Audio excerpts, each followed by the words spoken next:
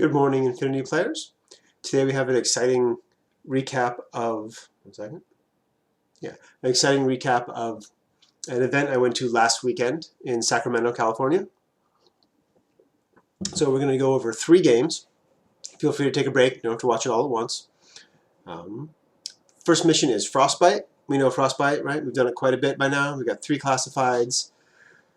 We got Dominate the Exclusion Zone with points and Kill more army points. Of course, dominating the exclusion zone can be tricky because of the Killer Cold, which kills everything that is not, one of these units over here, and your snow ops. Now, in Frostbite, there's a lot of things going on. They're the heating units, the consoles you hit to turn them on.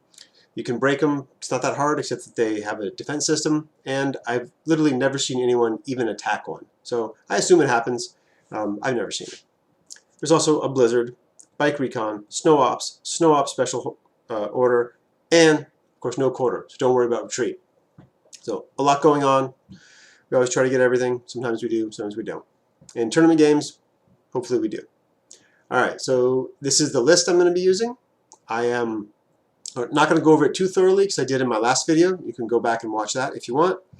It's sort of my anti-Ariadna list. So I got my 2 visors and a bunch of good midfield fighters and some Dadarazai. All good stuff to fight against Ariadna. In this mission, I'll be fighting against Vanilla Combined Army.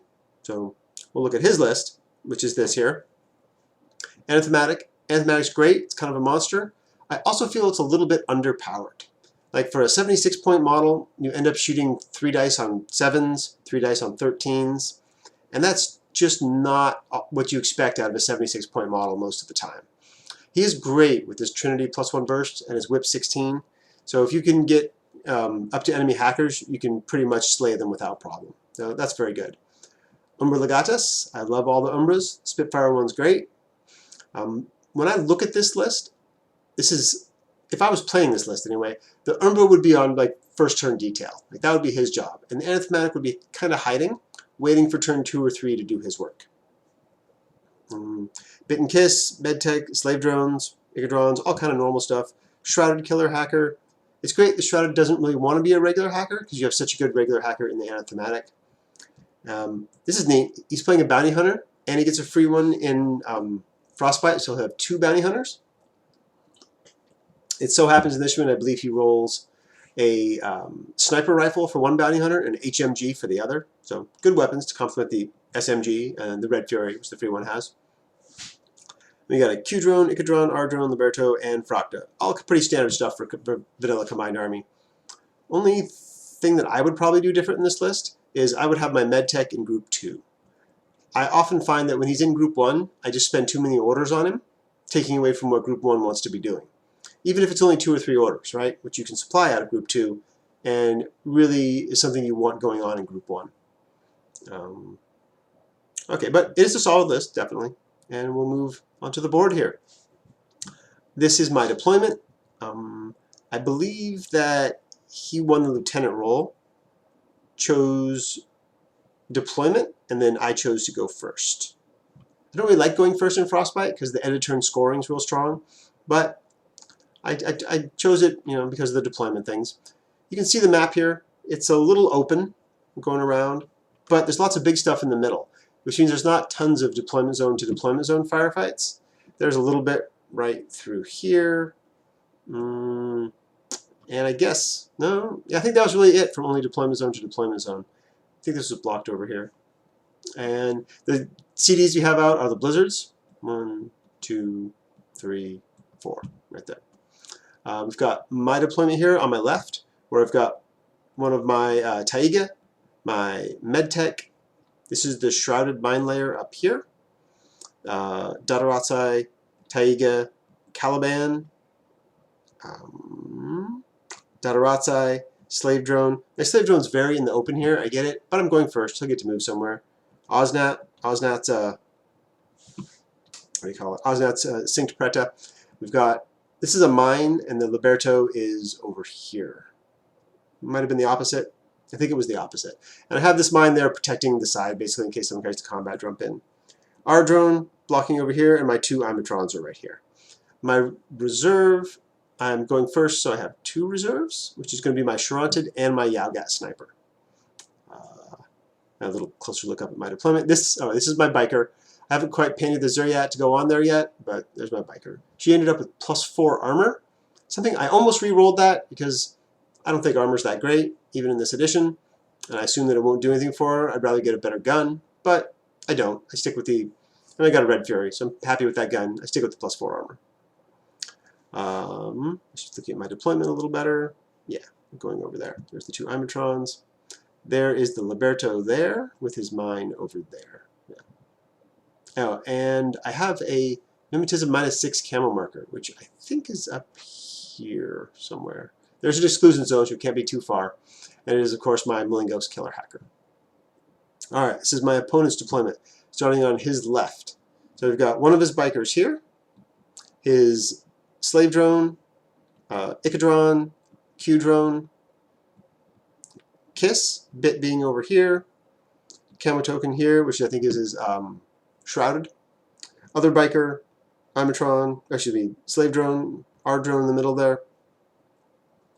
Medtech hiding up on top, and a thematic over here, deployed as a camo marker, but prone.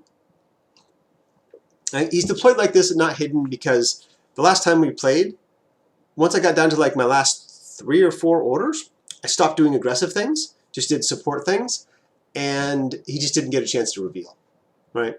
I'm quite happy to not spend my last 1 or 2 orders if I am pretty sure my opponent's going to be a lost lieutenant if I just say go. So he deploys it there, and moving over his flanks, another Icadron, Imatron, and this is his Liberto over here. This is the Liberto, this is the mine. And his reserve will be his Umbra, which we'll get to in a moment. And you can see, oh yeah, there's his reserve right there, his Umbra, who's going to be prone over there. I've got my Yowgat Sniper, who's my Snow Ops, sitting right here. And yeah, his Snow Ops. This is right into the game. I think I want to go back to deployment for just a moment, though. To my deployment. Wide view of my deployment? Yeah. Okay, so stairs. Stairs going up over here. It's a really good position. This rooftop, I can see quite a bit like that, right? All that down there. His Q drone will be up here watching, but this is going to be a strong position. And when I'm deploying over here, the first thing I make sure my opponent agrees that my Shronted can go up these stairs. Stairs have been bothering me a lot recently in Infinity because there are no rules for stairs, which means these are not some thing called stairs. These are just terrain like any other terrain, which means no figure can stand on them because those are not as wide as a base. It means you cannot go prone and go up them, right? You can walk up them as you vault up one, up one, up one, up one, up one, up one, to get to the top up there. But you can't stand on them. But nobody plays it like that, right? Everybody plays them as stairs, which is a thing that you can go on and move up and down. So I get really frustrated whenever I have to encounter stairs because I don't know what to do. It'll come up in game 3 as well, which I'll explain when we get there. So I can make sure with my opponent that he's okay if a 40mm base uses these stairs to move up there. And he says it is, which is what I will be doing. And we'll go back to that. Okay, so my first order is while I do my impetuous stuff. Dot runs forward, throws smoke over here. Here's the Shronted, that was also my reserve. I think the other Dot runs up and throws smoke for the Yowgat in the middle. And then the Yowgat uses his Snow Ops order to put down the Q drone through smoke, which is fairly easy to do, even though it's going through saturation. And then the Shronted's able to move over here. Yeah, there's the smoke for the Yowgat. This is just more impetuous, right? This guy runs, the Tiger runs, Dot runs, throws a smoke over that way for the other guy. Okay. The biker runs up to here to get the objective, gets in a little firefight, kills that with the Red Fury, and get an objective, which is awesome, getting it in one order. Pretty sure I put my biker in group 2 to utilize those orders. And here's the Shronted moving up. Now, the Dotaratsai threw a smoke like to the corner here of the staircase. So the smoke is out kind of like that. So I'm in smoke, right? So I'm pretty safe. But I decide to be extra careful with it, and I go up and I do 4 dice into the Icadron and kill it. And then I do 4 dice into the biker and kill it, 4 dice into the R drone and kill it. I think I have to move forward a little more to get the other R drone over here, which I think I actually don't kill. I kill a couple more things. I kill the Umbra eventually, which is probably the hardest fight. I have to come out of the smoke and be like here. So here he is moving up, getting to that corner, and I kill a good number of things there. Now, back to the stair point. Had I not been able to do that, move on the stairs, I would have climbed because I really wanted to get to that position. It was awesome. I would have thrown my smoke like here with the dot, who's up on this thing, and then just long skill climb, maybe even 2 orders of it. That would have been fine for me. The smoke would have been covering me. I still would have done this, not quite as efficiently. And I do end up stranding the Charonted up here. I realize, through my red haze of bloodthirst as I'm killing all this stuff, that I don't really have enough orders to retreat the Charonted. Because, if you'll recall, Bit and Kiss are right there. I analyze this for a little while and decide, fine, we will just let the Charonted hang out there. Some coordinated orders, get some guys up. That's the Malingos Killer Hacker there. Charonted moves up there. This is my HVT, in case you're looking at it. Taiga positions himself up there, and the biker, I think I moved around to take a shot over here, and over there, but then nothing happened, and I just fell back to there. Yeah, so that's the end of my first turn. I scored a good number of kills. Didn't score. I hit 1 button, which I was glad about, and obviously heated my my deployment zone. Okay, so my opponent's first order, Bit and Kiss, popped around the corner, not far enough to see anybody, and put down 3 repeaters. Boom, boom, boom, and they all hit. Right. So we know where this is going. The anathematic activates, moves up. He has stealth, so it doesn't really matter. I don't do anything yet. He then decides to hack the Charonted, and I get to killer hack him back through here with the Malingos. This is not a great engagement for the Malingos, right? I'll be +3, -3 for his repeater against his Whip 16 and BTS. Yeah, it doesn't work out. So I think the first order there, he just kills the Malingos. Yeah, there's him revealing. I don't remember the exact sequence. He may have gotten the Charonted first, but the Charonted indeed does get isolated after the Malingos is dead. The Charonted then gets immobilized after, with the next order. It's pretty efficient stuff there. However, him engaging the Charonted is still very difficult, right?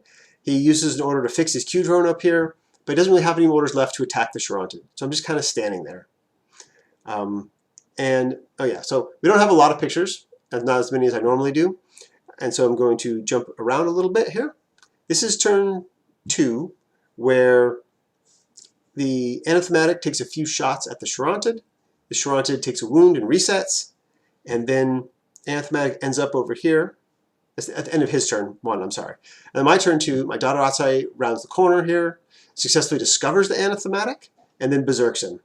I die to the nanopulsar and get 2 wounds on the anathematic, which is pretty good. Yeah, there they are. He's an NWI. I'm unconscious. My biker had driven to the center, gotten this objective, and I didn't quite realize that the anathematic could see me, just around there. So he fires his nanopulsar at the Dadaratsu who gets him, and also puts the biker unconscious.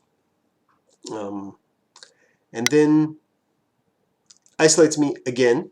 But remember that I'm not in...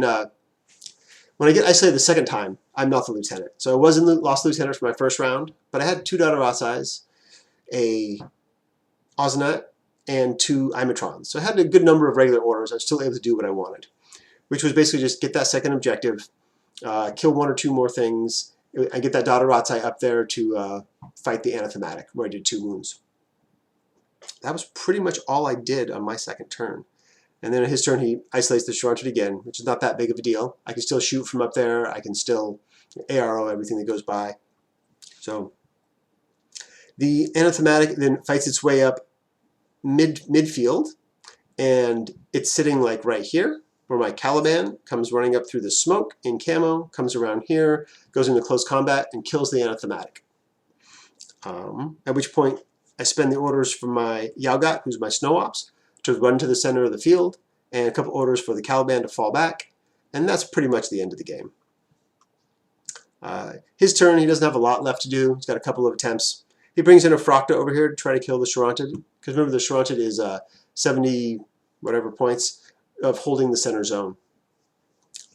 Even if this had somehow worked, like he'd arrived, got past the Liberto that I brought up to defend him, and killed the Charonted, I still would have had the center zone because my Yaugat's over there, and he's like 35 points. And this is just a combi rifle Frocta, so she's not that many. He's like 27 points. Okay, so that's the end of the game. My combined army had 9 to my opponents of 1.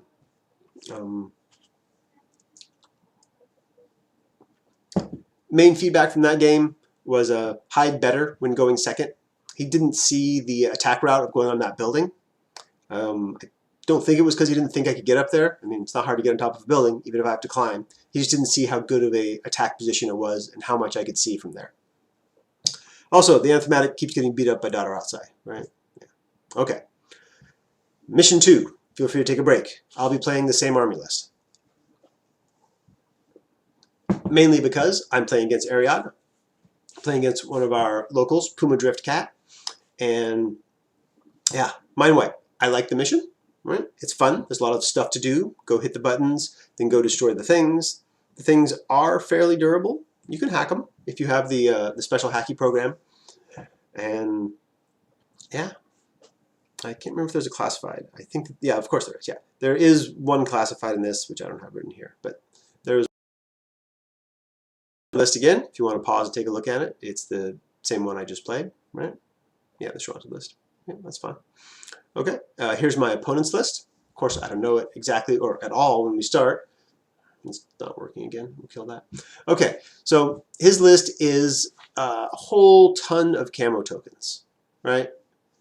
And then a bounty hunter? I don't remember a bounty hunter, Red Fury being there. Oh, that's only for mind wipe. That's not actually there. Okay, so yeah, he puts down a whole bunch of camo tokens.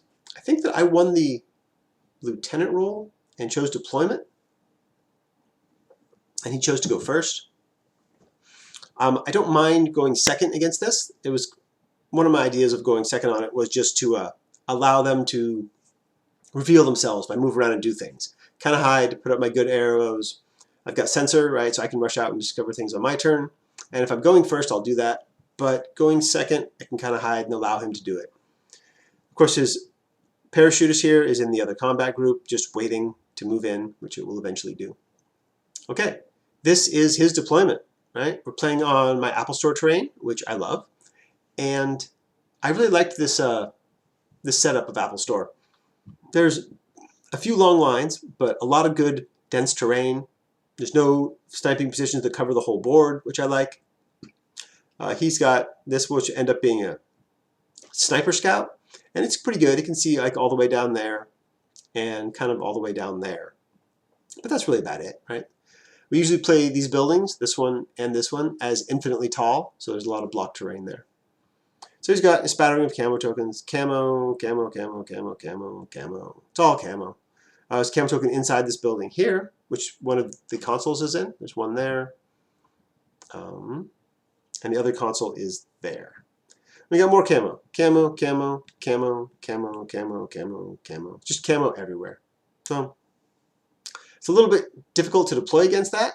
So what I do is I just put all my mines up in front. I put my disposable stuff kind of out there, and then the other stuff that I want to keep alive behind all that. It's really kind of simple. I've got two visors. I don't like how I'll have them. I have them, well, I'll show you when I get there, but I have them both over here. And I'd like to have them spread out. So yeah, so looking there at camo token inside this building, you can see. Yeah. So the camo token over here, right? Yeah, camo token here. Of course, some are decoys, some are mines, some are guys. We'll discover those as we go. This is my deployment. So, Shronted prone over here, that's very safe. Like, almost nothing is going to get to that. I've got a Liberto, a mine, a Daughter Outside, a Taiga, right? That's all guarding that approach. Got my R drone over here. You can't see it, but right here is the Malingos Killer Hacker, who is the special data tracker, Uber hacker it's called in this. Medtech hiding down there. Moving across, where you can now see the camo token there. Slave drone, this is the Preta from her, right? Here, the Osnat. This is my mine layer. There's my Caliban hiding in the bottom of this building. I put the prone token on top so people can see it. We've got my other Taiga over here, my other Daughter Outside here, my two Amatrons trying to be safe there. And my reserve will be the Yalgat. My opponent's reserve is just more camo tokens. Puts down like 5 more camo tokens, I think. There's this, which will be a stray lock, this, which is obviously the antipode decoy somewhere, and then 2 more, which is, I think, this one and this one, which is the Spetnot's HMG here and his decoy over here. Okay, so that's deployment. My opponent is going first. Yao got sniper. It's just kind of just seeing what we see from that positioning there, which is my reserve, right? I can see this whole lane. I can see into this building, which is kind of cool. I can also see into this building, where I can see his camo token right there. It ends up being a mine, so whatever. Cannot see this guy, this camo token here, who's standing, because this building is infinitely tall. Okay? First thing my opponent does, moves up in the center with the camo token there. This is going to be Pavel McManus, and he's going to end up being right here and get this objective, right? Which means I have to get the other one. Not sure what we're looking at here. Nothing. Oh, yeah, the scout. This camo token, there it is. Turns out to be a scout, right? Mine layer. He moves up, and I think he just placed a mine. I don't remember why I took that. So here's Pavel over here having hit the objective. The objective on my far left is the one that he wants to destroy. I remember his scout was shooting down here with an Ahotnik at the Preta. Excuse me. Yeah, that's Preta here. Preta successfully dodged the first one, dodged over to there, and then he did it again and he killed me. That's fine. All right. Center of the board, you can see my Liberto's revealed here. This is his scout is moving up this way. Comes over to here. I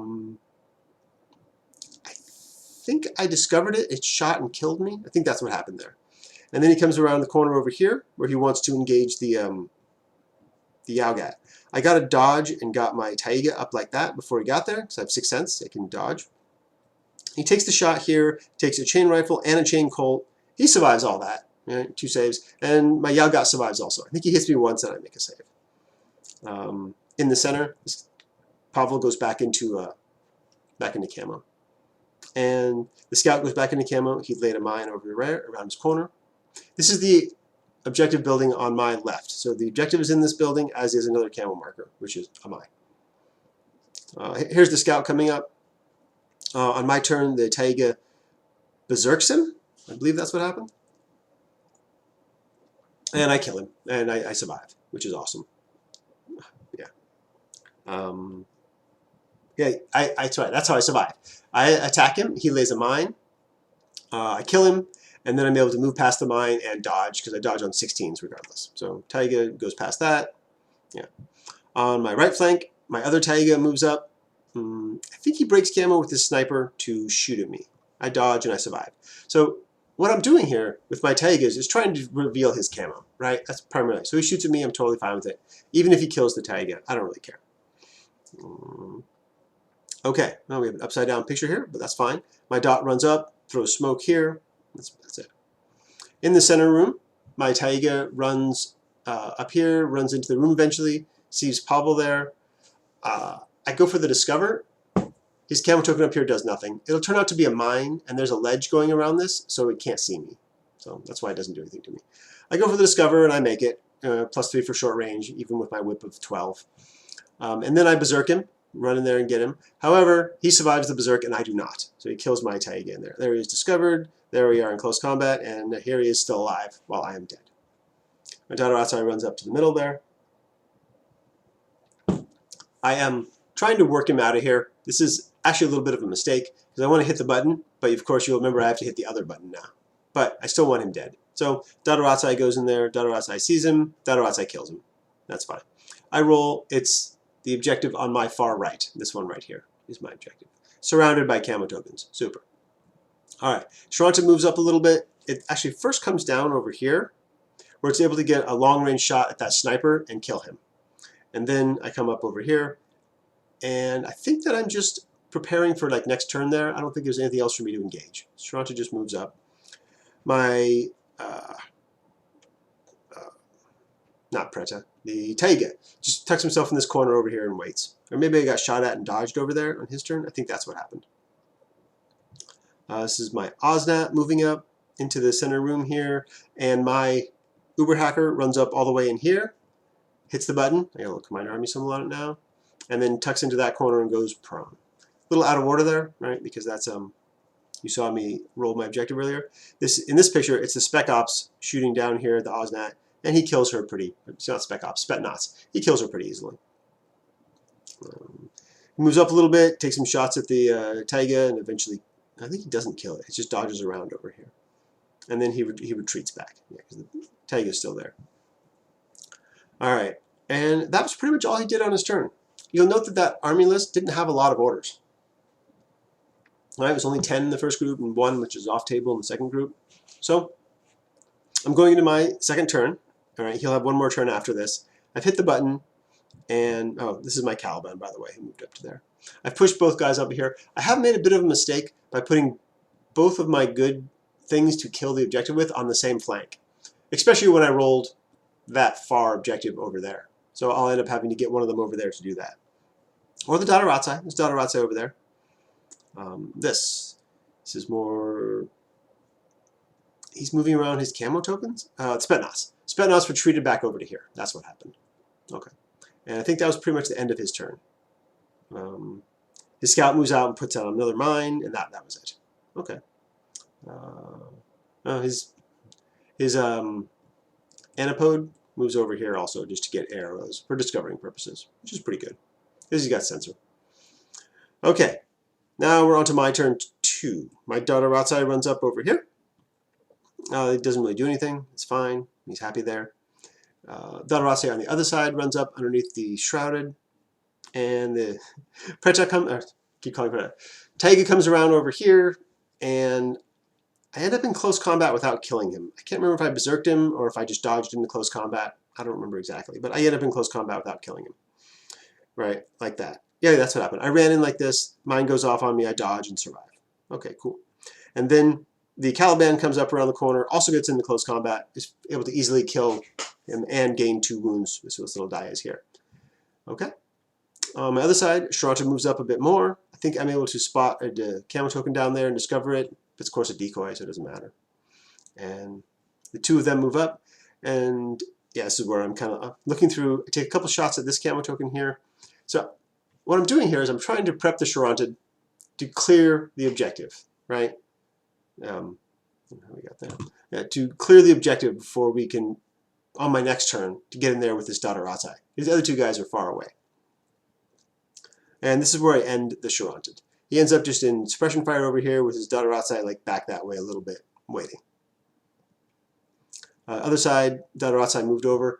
I was trying to cover this flank because he has 1 more turn. I know he's got something off board because he had a combat group 2. It has to be a Spetnaz pretty much. So I know he can't jump in and he can't come into my deployment zone. So he's going to have to walk on. So I'm covering as much of this as I can to keep him from getting to that objective. The Yao-Got's looking at it from across the board. And the Dadarazai is guarding the zone. So yeah, that's where we are. Caliban's tucked in here. He's got 2 extra wounds still. And that's it. Over to my opponent. His next scout comes up like this. What did it shoot?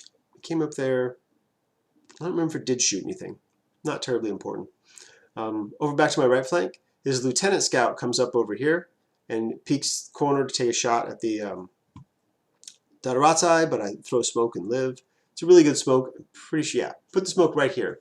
Now the Sharanta is in suppressive fire and in smoke. So if anybody comes up to engage him, it's going to be terrible for them. So of course they don't. There's just no reason to. Yeah. His Spetnaz comes on the board. After thinking about it for a while, he comes in on his own zone, his own side, because there's not really a great place to go on my side. I kind of would have gone for the objective by walking on somewhere where the Dadarazai could see him. Dadarazai gets 1 shot with his pistol at -3 for your mimetism, right? And if I miss that shot, which is on an 8, then the Spetnaz pretty much has free reign, right? Because he's probably just going to kill the dot on the next order and then move over to the objective where he can, I guess he has D-charges to blow it up. That's what you need in this mission. I'm pretty sure, I don't know actually if he has D-charges. I assume so, and that's why he had it. Okay. He's moving around some more camo tokens on my left. You can see this over here is my surviving Taiga. The surviving Taiga runs up around over here, eventually gets right next to his Spetnaz and runs out of orders. And then goes unconscious. That's what that scout did we saw earlier. He shot the Taiga down. There's the Spec Ops right there. You can see the Taiga just looking at him, wishing he had 1 more order for the Berserk, but he doesn't. All right, so the Spetnaz moves up, covering this objective, which is my objective, and goes into suppression fire. And then the scout goes over here, lays a mine, and just stays standing here. So he's just guarding the objective with all this stuff, which is great. Sharanta, this is back to my turn 3, going to be the end of the game here. I use the lieutenant order to peek up and engage the Spetnaz. Now, I do ignore his mimetism, but he's got suppression fire and cover, and he ignores my cover, right? And I'm within 16, so it's not a great engagement for me. I, in fact, get hit 3 times by that AP rifle, which is terrifying. I fail one of the saves, take 1 wound, and just stay there, and realize I'm not going to do that engagement anymore, because I'm not going to waste orders on it. I've got to get one of my 2 guys over to an objective and get it. The Schwanchet also is holding the is securing the HVT, who is inside this building here. At this point in the game, I have won, because we've done all the same things, which is just hit the button, right? And I'm securing HVT and he's not. So that's it. Now I'm just trying to get a bigger win by coming to get some of these points. After the Caliban moves up and eats this guy, it's not a big deal. What is a big deal is I have to decide what attack run I want to do. I've got Caliban here, and I've got the Malingos somewhere over there. And they both have to get all the way to that side of the board in order to engage the correct target. What I should have done, which I didn't, spoiler, is just have the Caliban run up this way and get to one of the servers, not the correct one, just one of them. Because blowing up a server gives you a bunch of points, even if it's not the right one. You get a bunch of extra points for getting the right one, but I decided to go with the Malingos, and the Malingos goes this way, starts taking a big walk, walks through the center building over there, has to like dodge something, has to re-camo, gets over here, within range of it, with 2 orders to hack it. I failed the first order, getting a 14, and this guy fails to turn around. He could possibly stop me. He wouldn't, because I would try it again anyway. It's the last order of the game. I make it, but he makes both saves. It's double action, but it's only damage 16 against BTS 6, so I don't do anything there. And the game ends up like a 5-4, I think we have here. Yeah, 5-4 victory for the combined army. Very narrow. Very interesting game. All that camo. I think I played against it pretty well. If I had decided to do the Caliban attack, which in hindsight is much better, I would have swung the objective points quite a bit more. All right, game 3. If you need a break, take it. Unmasking. Another great mission. Another hard to score in mission. Got to go to the middle, hit the buttons, reveal the targets, then kill them. Killing the right one is worth a lot. Killing decoys is worth a little. Killing more decoys is worth a little. And same number of consoles and more consoles there. No classifieds in this, just straight to lieutenant roll, which I promptly lose. I am playing my other list, which is this. We'll briefly go over it, right? Anathematic, Dadarazai, Bodyguard, M-Drone for some sensor, Caliban, Spitfire, Liberto, Arjun, Gaki, Imatron. Medtech, as I said, I like it in group 2 with an E-Drone and a Q-Drone. Now, I got 2 Fractas here, both with boarding shotguns. So the idea is really, right, we're going to reveal them with stuff in this group, and then if they're there and accessible, I'll get them with guys here. If not, we'll drop in Fractas and kill them. Quite happy to spend a Fracta to kill any designated target. Obviously, the correct one is better.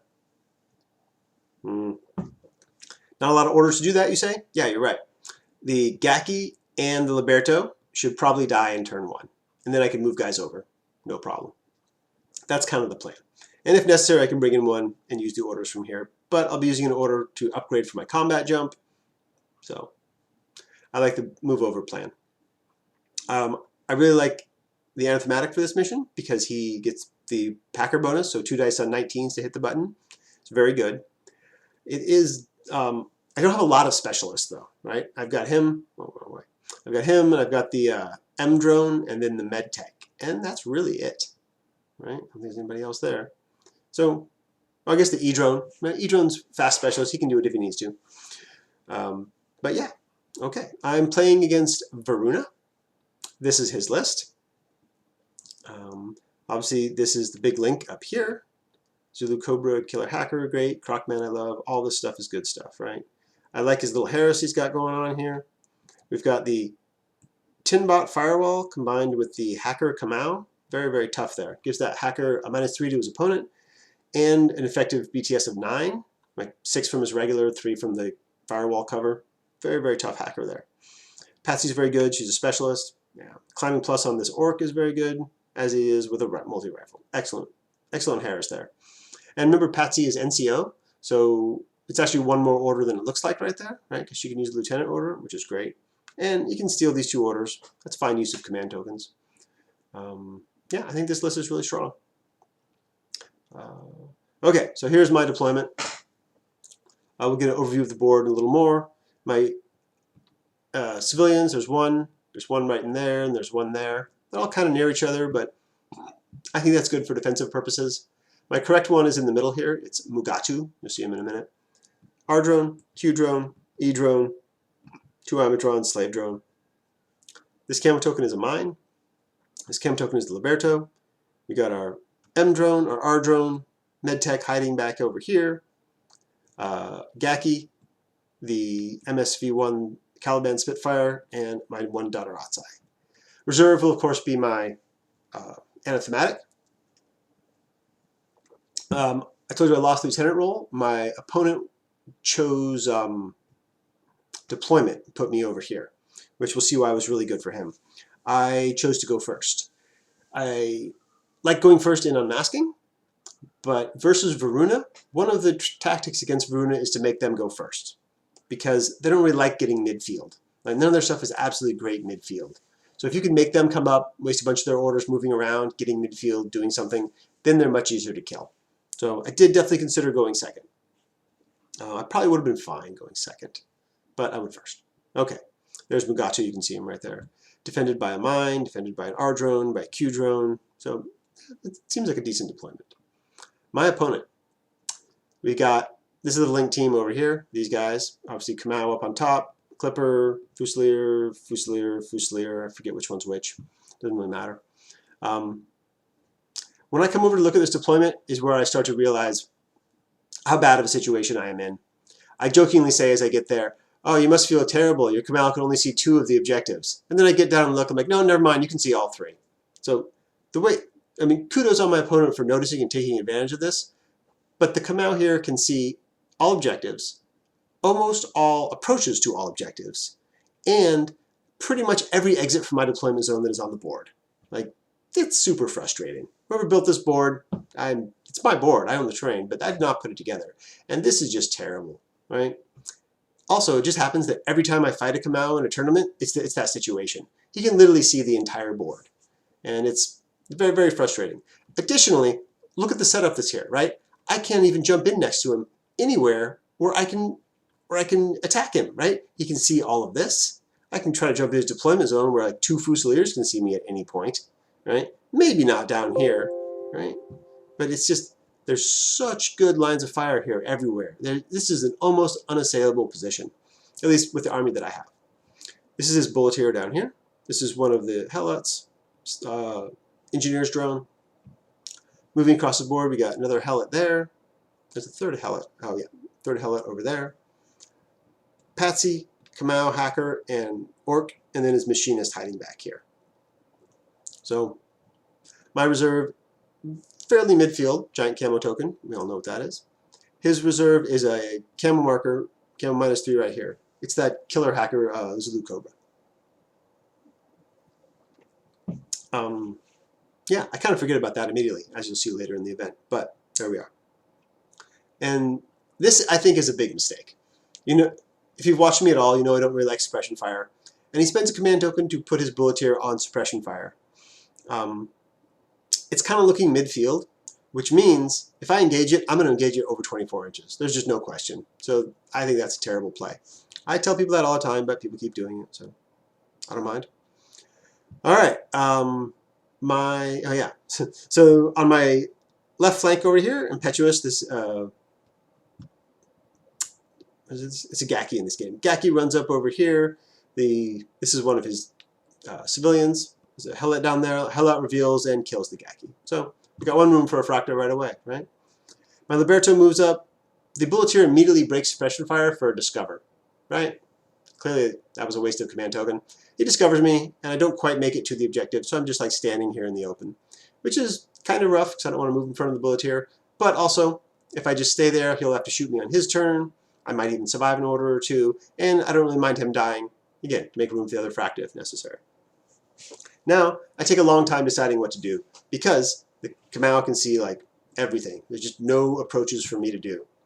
What I eventually figure is that I'll bring up the anathematic in camo, right?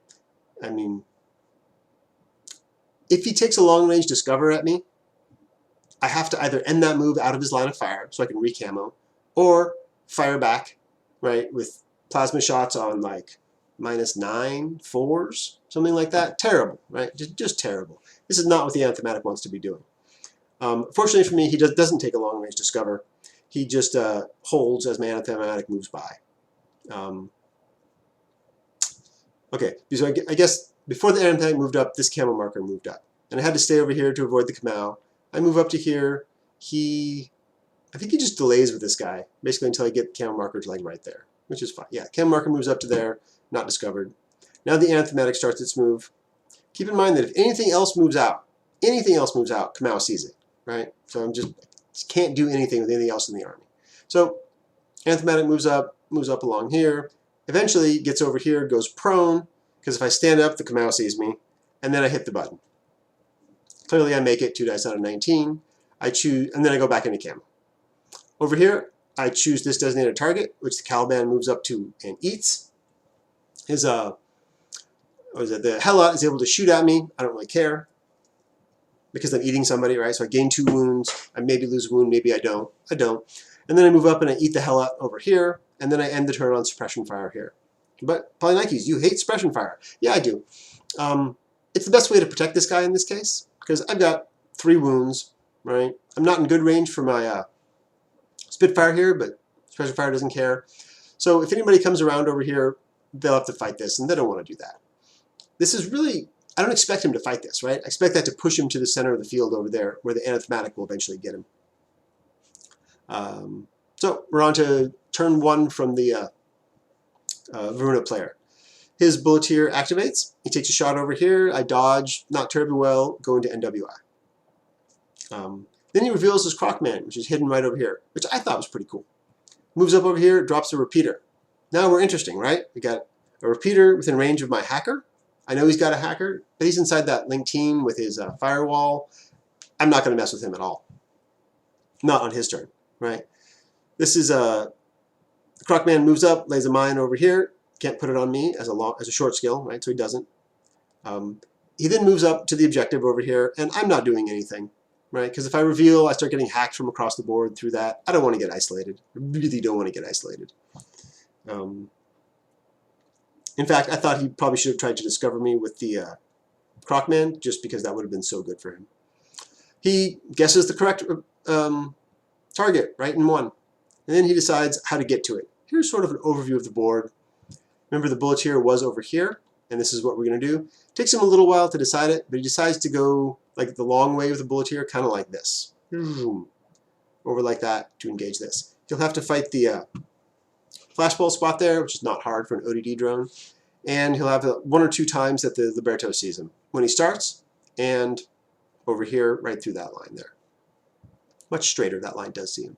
First thing he does is move away, right? And I just lay a mine. He can kill me, I don't care. But he doesn't. He moves away again too, which is a fine play, right? No reason to waste the order shooting the guy who's going to die. Moves up over here. The only real danger part is when he's going past here. I get a long-range shot with the Liberto, but it's on like a 2. I, in fact, roll a 20, which is a bunch of 2s, but doesn't do it. He comes around over here from cover, is able to remove the R drone, sneaks up like this, and we got, yeah, this is him moving around. Sneaks up to there. So this is a kind of interesting situation. I've got my E drone down here, my Q drone there. He could have engaged the Q drone, right?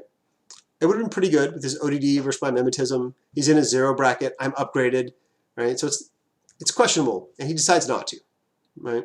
He just moves up far enough to see a Mugatu and kill him easily with a Spitfire in the back.